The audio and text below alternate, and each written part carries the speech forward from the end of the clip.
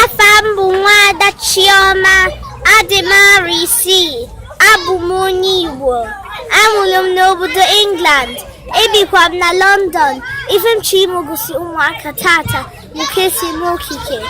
Geenụ ntị ọfụma o. Otu ekele ụzọ na-abụ bụ ọkala. 2,000 ekele ụzọ 4 bụ 500. 1,000 ekele ụzọ na-abụ bụ 500. 10 ekele ụzọ na-abụ bụ 5. 5 ekele ụzọ na-abụ bụ 2 na ọkala. 2 ekele ụzọ na-abụ bụ 1. Agụsigo unu nke emesianụ. Chukwu nna nna ife na onye elu unu. Abụ Nwada Chioma Igbo.